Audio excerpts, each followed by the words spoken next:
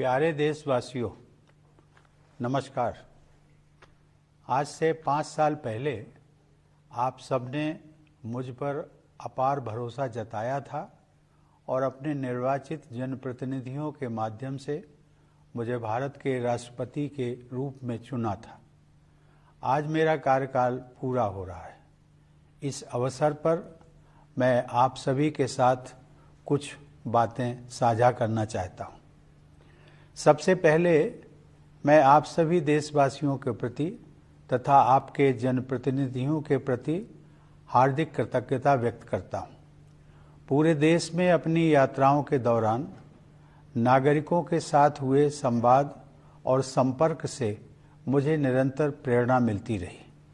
छोटे छोटे गांवों में रहने वाले हमारे किसान और मजदूर भाई बहन, नई पीढ़ी के जीवन को संवारने वाले हमारे शिक्षक, हमारी विरासत को समृद्ध बनाने वाले कलाकार, हमारे देश के विभिन्न आयामों का अध्ययन करने वाले विद्वान, देश की समृद्धि बढ़ाने वाले उद्यमी, देशवासियों की सेवा करने वाले डॉक्टर व नर्स, राष्ट्र निर्माण में संलग्न वैज्ञानिक व इंजीनियर, देश की न्याय व्यवस्था को योगदान देने वाले न्यायाधीश व अधिवक्ता, प्रशासन तंत्र को रूप से चलाने वाले सिविल सर्वेंट्स, हर वर्ग को विकास से जोड़ने में सक्रिय हमारे सामाजिक कार्यकर्ता, भारतीय समाज में आध्यात्मिक प्रवाह को बनाए रखने वाले सभी पंथों के आचार्य व गुरुजन, आप सभी ने मुझे अपने कर्तव्यों का निर्वहन करने में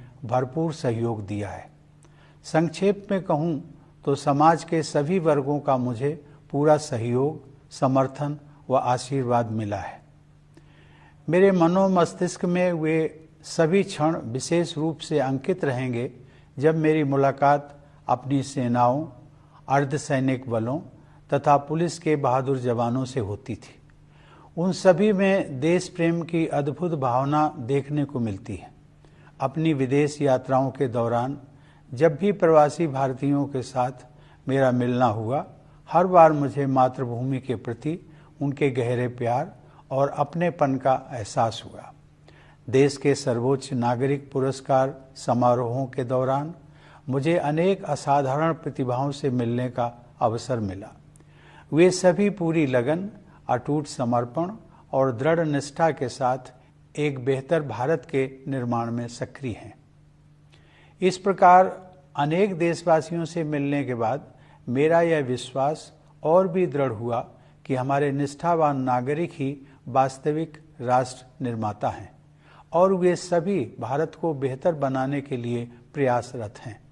ऐसे सभी निष्ठावान देशवासियों के हाथों में हमारे महान देश का भविष्य सुरक्षित है। प्यारे देशवासियों, अपने इन अनुभवों से गुजरते हुए अक्सर मुझे अपना बचपन भी याद आता रहा है कि किस तरह महत्वपूर्ण ऐतिहासिक घटनाएं हमारे व्यक्तिगत जीवन को प्रभावित करती रहीं। जब अपने छोटे से गांव में एक साधारण बालक के नज़रिए से मैं जीवन को समझने की कोशिश कर रहा था, तब देश को आज़ादी हासिल किए हुए कुछ ही साल हुए थे। देश के पुनर्निर्माण के लिए लोगों में एक नया जोश दिखाई देता था। उनकी आंखों में नए सपने थे। मेरे दिलो दिमाग में भी एक धुंधली सी कल्पना उभर रही थी कि एक दिन शायद मैं भी अपने देश के निर्माण में भागीदारी कर सकूंगा। कच्चे घर में गुजर बसर करने वाले एक परिवार के मेरे जैसे साधारण बालक के लिए हमारे गणतंत्र के सर्वोच्च संवैधानिक पद के बारे में कोई भी जानकारी होना कल्पना से परे था।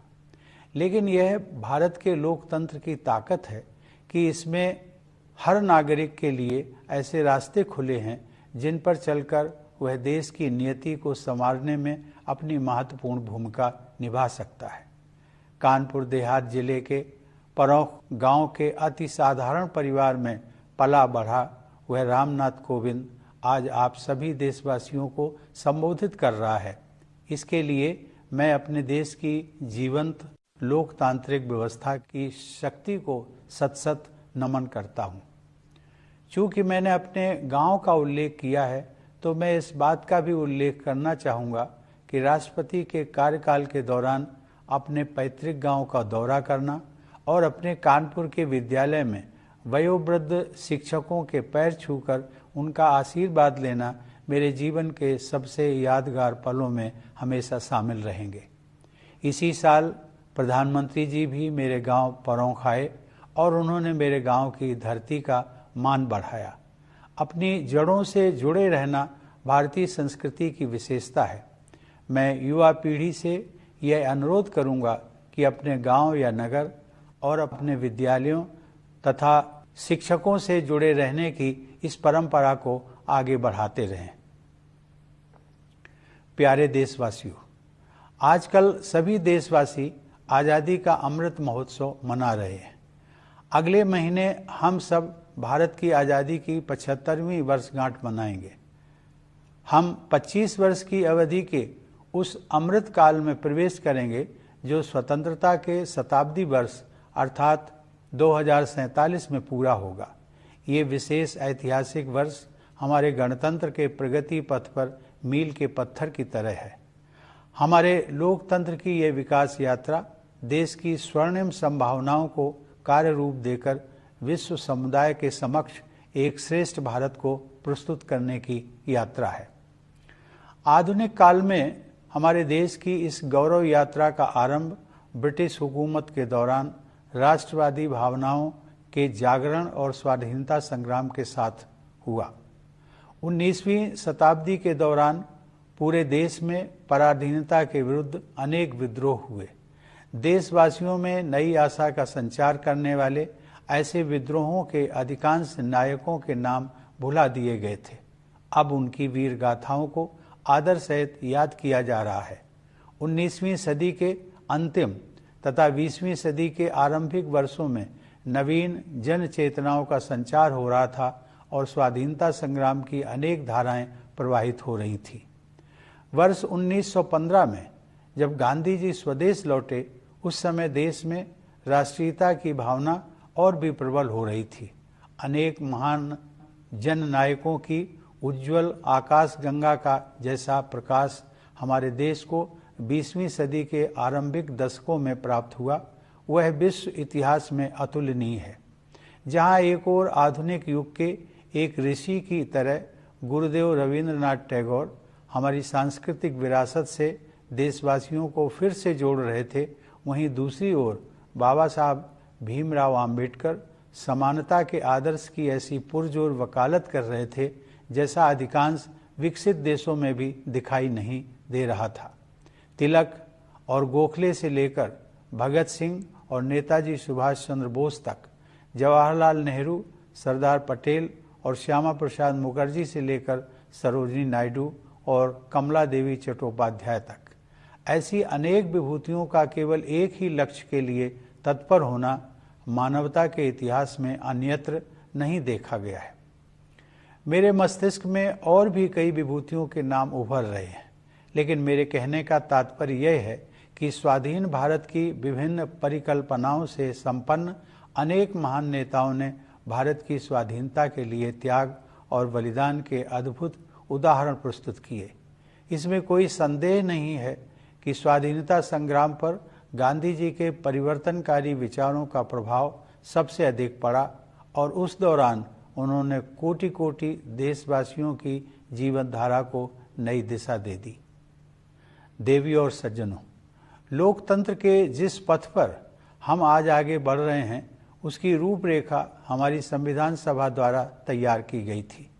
उस सभा में पूरे देश का प्रतिनिधित्व करने वाले अनेक महानुभावों में हंसाबेन मेहता, दुर्गाबाई देशमुख, राजकुमारी अमृत कौर तथा सुचेता कृपलानी सहित 15 महिलाएं भी शामिल थीं।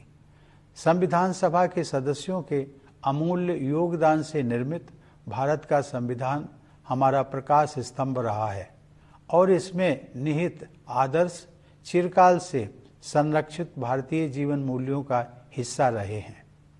संविधान को अंगीकृत किए जाने से एक दिन पहले संविधान सभा में अपने समापन वक्तव्य में डॉक्टर आम्बेडकर ने लोकतंत्र के सामाजिक और राजनैतिक आयामों के बीच के अंतर को स्पष्ट किया था।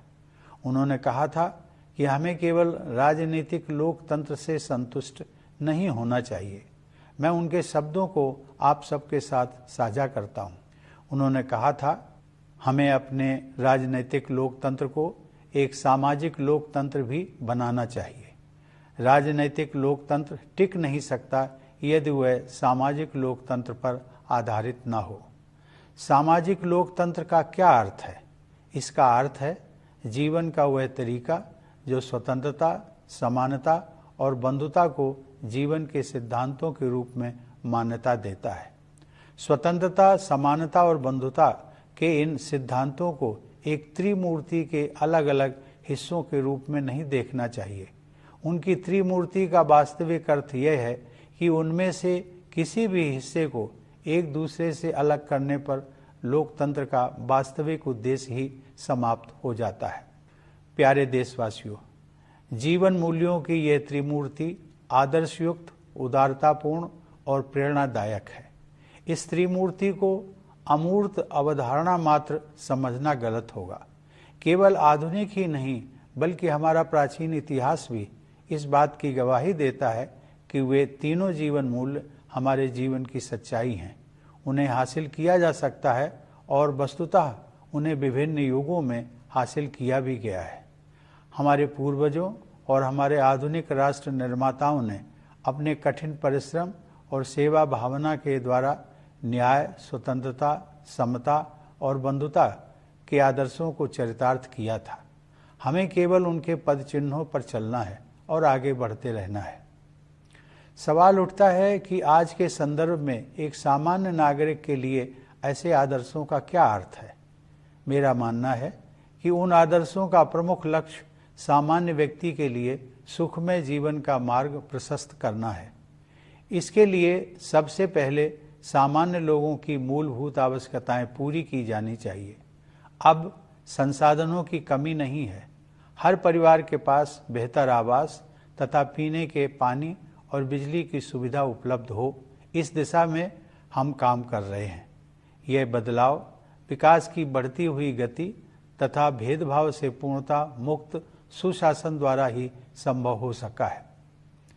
मूलभूत आवश्यकताओं को उपलब्ध कराने के बाद यह सुनिश्चित करना है कि प्रत्येक नागरिक अपनी क्षमताओं का उपयोग करते हुए खुशी के अवसर तलाशे तथा अपने नितांत निजी गुणों का समुचित उपयोग करते हुए अपनी नियति का निर्माण करे।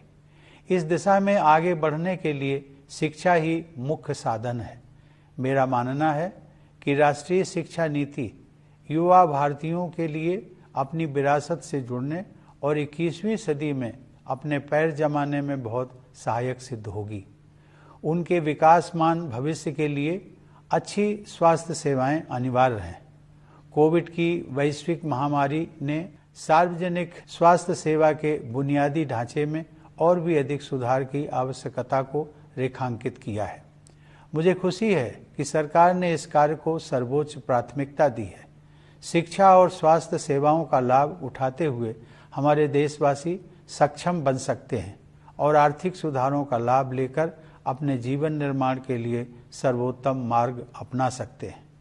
21वीं सदी को भारत की सदी बनाने के लिए हमारा देश सक्षम हो रहा है, यह मेरा दृढ़ विश्वास है। प्यारे देशवासियों, अपने कार्यकाल के 5 वर्षों के दौरान मैंने अपनी पूरी योग्यता से अपने दायित्वों का निर्वहन किया है।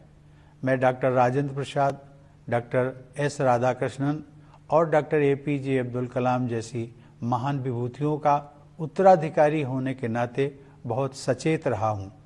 जब मैंने राष्ट्रपति भवन में प्रवेश किया था तब मेरे तत्कालीन पूर्ववर्ती श्री प्रणब मुखर्जी ने भी मेरे कर्तव्यों के बारे में मुझे बुद्धिमत्तापूर्ण सुझाव दिए। फिर भी जब कभी मुझे किसी तरह का संशय हुआ तब मैंने गांधी जी का और उनके द्वारा सुझाए गए मूल मंत्र का सहारा लिया। गांधी जी की सलाह के मुताबिक सबसे अच्छा मार्गदर्शक सिद्धांत यह था कि हम सबसे गरीब आदमी के चेहरे को याद करें और खुद से ये सवाल पूछें कि हम जो कदम उठाने जा रहे हैं क्या वह उस गरीब के लिए सहायक होगा। मैं गांधी जी के सिद्धांतों पर अपने अटूट विश्वास को दोहराते हुए आप सबसे ये आग्रह करूंगा कि आप प्रतिदिन कुछ मिनटों के लिए ही सही गांधी जी के जीवन और शिक्षाओं पर अवश्य विचार करें। प्यारे देशवासियों, हम सबके लिए माता की तरह पूज्य प्रकृति गहरी पीड़ा से गुजर रही है। जलवायु परिवर्तन का संकट हमारी धरती के भविष्य के लिए गंभीर खतरा बना हुआ है। हमें अपने बच्चों की खातिर अपने पर्यावरण, अपनी जमीन, हवा और पानी का संरक्षण करना है। अपनी दिनचर्या में तथा रोजमर्रा की चीज़ों का इस्तेमाल करते समय हमें अपने पेड़ों, नदियों, समुद्रों और पहाड़ों के साथ साथ अन्य सभी जीव जंतुओं की रक्षा के लिए बहुत सावधान रहने की ज़रूरत है। प्रथम नागरिक के रूप में यदि अपने देशवासियों को मुझे कोई एक सलाह देनी हो तो मैं यही सलाह दूंगा। अपने वक्तव्य का समापन करते हुए मैं एक बार फिर सभी देशवासियों के प्रति हार्दिक कृतज्ञता व्यक्त करता हूँ। भारत माता को सादर नमन करते हुए मैं आप सभी के उज्जवल भविष्य की मंगल कामना करता हूँ। धन्यवाद। जय हिंद।